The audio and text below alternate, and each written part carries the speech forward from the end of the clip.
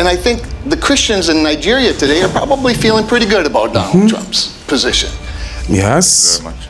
Senator, you said the Christians... They should be feeling good about Donald Trump. Feeling good about Donald Trump. As a Nigerian. So I'm a Christian from Nigeria. I do not feel good about Donald Trump. He called Nigeria a disgrace country. Christian from Nigeria, that's right. That's not so bad because he called us, he used to call us a shithole country. So it's a kind of improvement on disgraced countries and is an improvement. Do not feel good. Since Donald Trump said what he said for Nigerian Christians, shithole. Church in the northwest of Nigeria. Sure. Muslim students have been abducted. I do not speak to the causation, but there's a correlation between Donald Trump, from the point Donald Trump spoke about Nigeria's challenges. That makes sense. Escalation of terrorism. So, decency apart, there are rules of engagement.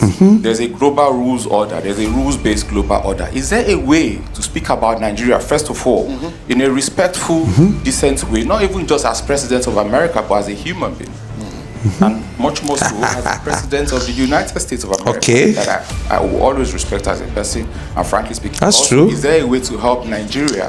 Because, for instance, one of the reasons why we failed woefully as fighting terrorism was because despite having the money, despite having the intention and the motivation to buy weapons from America for so many years, we were denied. Eventually, we got them, and for some of those weapons, they also told them where not to use those weapons. So I'm just going to ask us, sit down. Is there a way to decently help Nigeria without making things worse and without disrespecting Nigerian Christians and Muslims? Thank you very much. If you've enjoyed this video so far, please do me a huge favour and hit the like button and subscribe. These videos take quite a long time to make, so if you could help me out, I'll love you forever. Thank you all for your support. Now let's get back to this crazy story. Now, this is the penultimate number and it's number 2. At number 2, I present to you Kweku Afrique. Wow!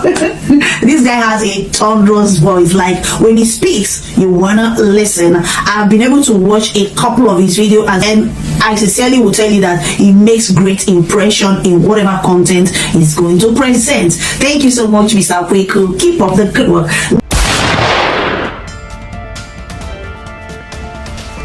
I always keep saying that Nigerians are one of the intelligent guys when it comes to Africa. I mean, some of them, the kind of analysis that they're able to make, it's just heart-wrenching.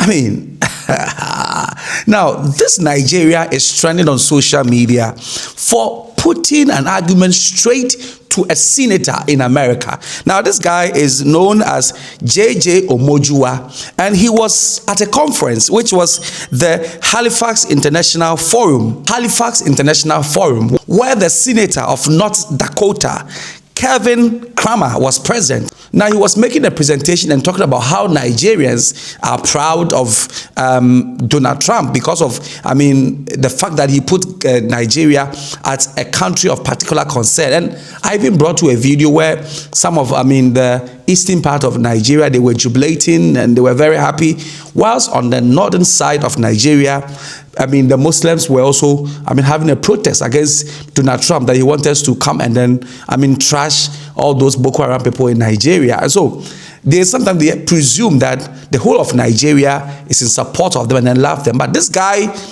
makes some straight argument into the face of the senator and all who were present at the program. Now, these were the things he said. So number one, he made reference to the fact that he is a Christian, but he is not proud. And to add salt to injury, he also added that there is more insurgency in Nigeria, especially with the respect of the current kidnappings. He's saying that there is a correlation between Donald Trump's word of coming to trash the Boko Haram people in Nigeria, and it may allegedly be the reason why the Boko Haram now went and kidnapped some ladies, both Islamics and Christians, from a school in Nigeria. He thinks there's a correlation, even though he cannot prove it. Now, according to him, Donald Trump, America, and superpowers, countries who are superpowers, should have a better way of addressing less superior countries or, poverty-stricken countries. And he thinks that will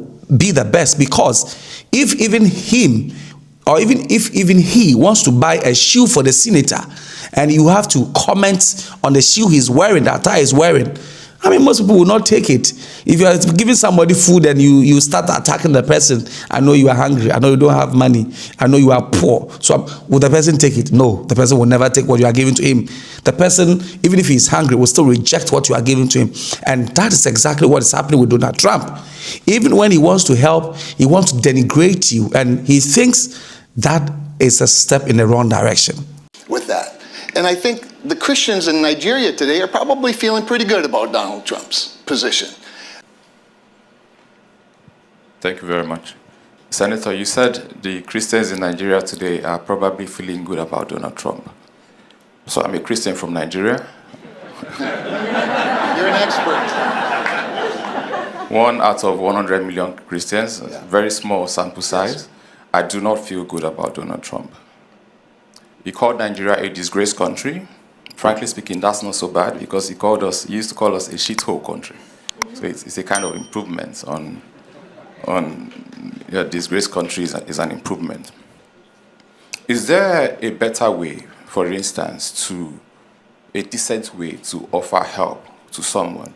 So if I looked at all the shoes on this panel, and you guys are wearing nice suits, everybody is wearing nice suits, but there's a differentiation of shoes. The senator's shoe is different. So if I was your friend, after this panel, I would buy you a gift, a nice shoe to match up with your suit. I wouldn't have to say anything about the state of your shoes that made me buy you those shoes. Is there a way that powerful countries can help less powerful countries, poor countries, without doing it in a way that leaves them worse off? For instance, America went to Libya. Libya has a causative effect on the terrorism challenges that Nigeria and the Sahel is facing. I don't want to talk about the other places America went to. Let's just stick it to Nigeria. Since Donald Trump said what he said for Nigerian Christians have been abducted in a church in the northwest of Nigeria. Sure. Muslim students have been abducted. I do not speak to the causation, but there's a correlation between Donald Trump, from the point Donald Trump spoke about Nigeria's challenges and the escalation of terrorism. So, decency apart, there are rules of engagement. There's a global rules order. There's a rules-based global order. Is there a way to speak about Nigeria, first of all, in a respectful, decent way, not even just as president of America, but as a human being? And much more so as the president of the United States of America, that I will always respect as a person, and frankly speaking, Nigerians continue to respect generally. Also, is there a way to help Nigeria? Because, for instance, one of the reasons why we failed woefully at fighting terrorism was because despite having the money, despite having the intention and the motivation to buy weapons from America for so many years, we were denied.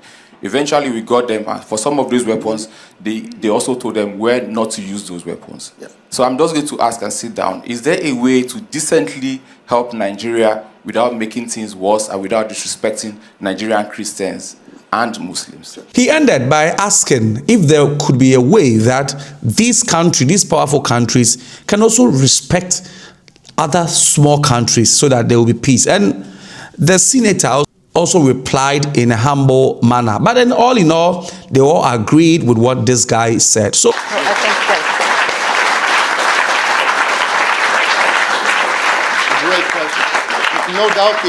No doubt the answer to your question is certainly. And I want to address both things. First of all, the words do matter. They do. You were kind in suggesting, is there a way to do some things and not needing, to make things worse by the wrong words? The right words help. A more delicate way of saying something is obviously better than a more brutal way. That said, at the end of the day, a lot of people have promised things to Nigeria and several African nations. And by the way, once again, I point to my colleagues who are two of the biggest advocates for our relationship with Africa. And I won't go into all the ways that they do that or that we do it together. But the actions do matter.